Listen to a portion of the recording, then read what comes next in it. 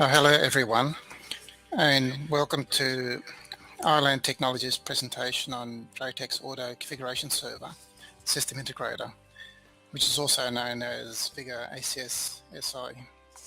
My name is Roy Panetta, and I am the Technical Manager at Ireland Technology. And today, together with Jordan De Cesare, who is our Technical Assistant at Ireland Technology, we'll give you an overview of VigorACS SI, covering its features and how you and your customers can benefit by using this centralized management system. I'll now pass you on to Jordan, who will tell you more about VigorACS SI. Hello everybody, my name is Jordan De Cesare, and we will start by going over the agenda for today's presentation. We will cover 8 topics. We will start by looking at what is VigorACS SI. Next, we will look at how does VigorACS SI work. I will follow this by a video demonstration showing how quickly and easy it is to create a VPN tunnel between 2 routers. After this, I will briefly go through CPE configuration. We will also look at VigorACS SI features and an Android app that is available to let you remotely access the VigorACS server. We will also look at how VigorACS can benefit you and your customers. And then finally, we will look at system requirements for both the server and the client's PC. I will now start by looking at what is VigorACS SI. VigorACS SI is a TR069 based centralized management system for DrayTek's Vigor devices. With a user-friendly interface, it allows system integrators or network administrators to configure, monitor, and manage DrayTek devices remotely from the comfort of their offices or homes. VigorACS SI is a software package from DrayTek, and license keys are available from 25 to 5,000 nodes. The centralized management tool for DrayTek devices has a large number of features that are listed here. These include scheduled firmware upgrades, ability to backup and restore configuration files, easily create VPN tunnels, copy parameters, send email notification when devices are disconnected, extensive reporting, system logs, statistics, and etc., remove auto provisioning and status monitoring, dynamic and schedulable service provisioning, real-time alarm management, topology management, show device information, etc., security and user group management.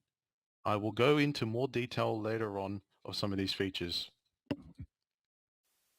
As you can see here, most DrayTek routers are supported as well as Vigor access point devices. This list includes new models introduced this year, which are the Vigor AP902, Vigor 2832, Vigor 2952, Vigor 3220, and the Vigor BX2000. I will now briefly describe how ACSSI works.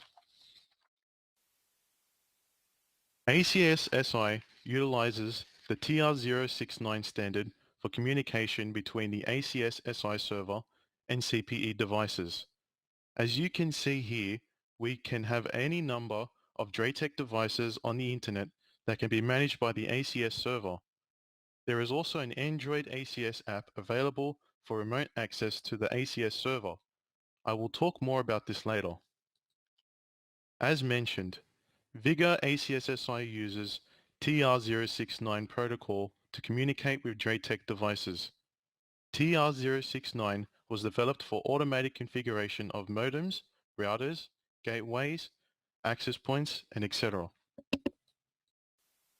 Before we go into specific details of VigorACS I will show you a short video clip to demonstrate one of the features of ACSSI. This video shows you how quickly and easy it is to create VPN tunnels between 2 DrayTek routers. This video is available on our YouTube channel on the link shown here.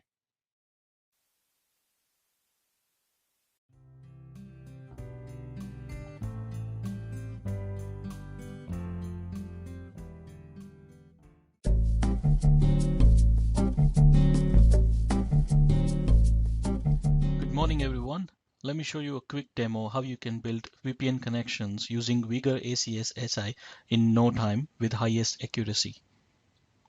Log into the console with the authentication credential. Here we are going to use the default. Okay, here is the interface of VigorACS SI. So once you log in, I have already configured two devices for this particular demo. You will be able to see them here. Go to the VPN section, click on VPN wizard and click on Add Device for VPN connection and topology arrangement. Once you click on it, drag the other device to the black area. Now you can see both 3900 and Vigor 2830V and both are in the black area and they are ready to get the connection. Now VigorACS SI allows you the PPTP and IPsec connections to be performed on these two devices. So let's just click on IPsec VPN. So once you click on IPsec button here, you just need to drag this device on top of this device. So it will ask you for the confirmation that link VPN from this address to this address. You will just say yes onto that. And it will start doing the processing of VPN connection. This process hardly takes 30 seconds to build the VPN profile on both the devices at the same time. Now you can see here retrieving VPN status in 11 seconds. Let's just wait for 6 more seconds and then you will see the arrow pointing out from here to here with the blue color, which is IPsec tunnel, and it's been created here. Now if you would like to see the IPsec profile in the router itself, we can also do that. So just need to go here and go to the summary. Just go to the VPN LAN to LAN and you can see here that the profile has been already set up and it is online. If you go to the connection management on this particular router, you will see that IPsec tunnel has been up and running. So this is the power of VigorACS SI, and you can straight away have a look at the VPN status on this device. The IPsec tunnel has been up.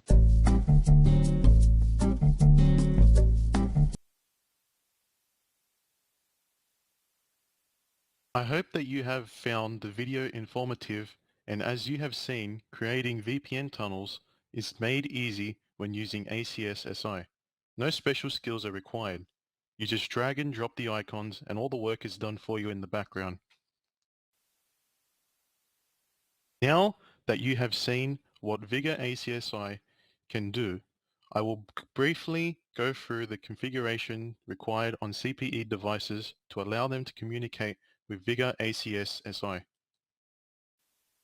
The first step is to enter the URL for the VigorACS SI server as highlighted here in this screen, shot from a Vigor 2925 router. This setting is done in System Maintenance, then TR069 Configuration menu. Next, you will need to enter the username and password to access the Vigor ACSSI server. These details are configured in the ACSSI server in the admin section as shown here in the bottom corner. Here we have the username, ACS, and a password. In a live installation, it is recommended to change the default username and password for security reasons. You will notice for the CPE client settings we are using port 8069. The TR069 port is set in the System Maintenance then Management Configuration menu as shown here. You will notice that port 8069 is a default value, but you can change this and it must match the setting on the VigorACS server. I will now go through some of the features of VigorACS SI. Here you can see the web interface for VigorACS SI. You will notice that there are many options available here. I will try to cover most of the features today. At the bottom of the web interface, you will notice that there are a number of icons highlighted here. These are shortcuts to maintain functions with VigorACS SI. Each of these icons performs a certain function. As you can see, we have device management, alarm, log, provision, admin, system, user, and help icons. I will quickly go through some of these functions. Device View lets you manage and view your CPE devices. One of the features here is a network map. Here, a Google map is displayed showing the location of your CPE devices, and you can also view some details as shown here. Another useful function within CPE within Device View is the VPN wizard. This was demonstrated in the video I showed you earlier. Here you can easily create a VPN tunnel between two sites just by dragging and dropping the device icons and selecting the type of VPN tunnels required. The VPN tunnel is created in the background, and the user does not have to worry about any configuration parameters required. This is a handy tool, and as I will show you later, it will save you an enormous amount of time if you have to configure a large number of VPN tunnels. When you select the CPE device, you can see that there are many options available.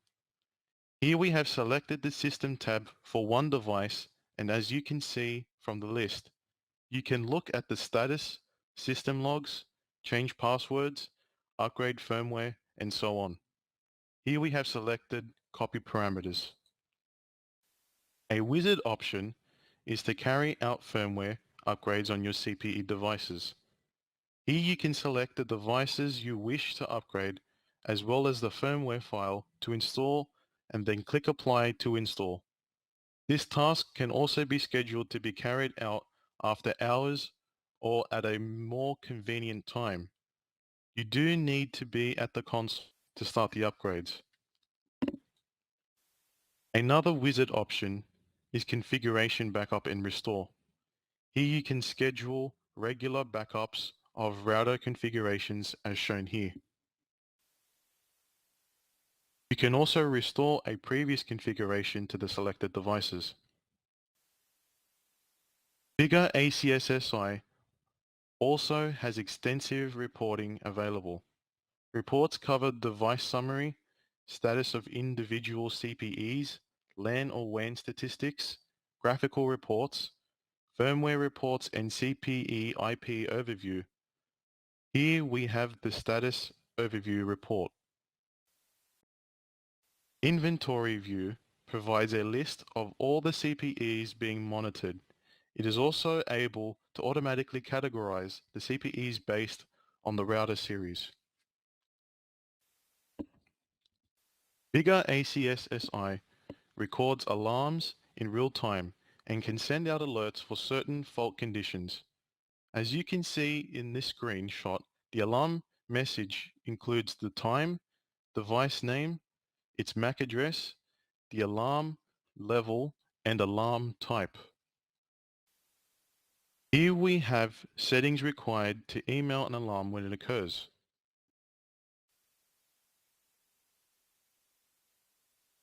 Here we have the type of message that will be emailed.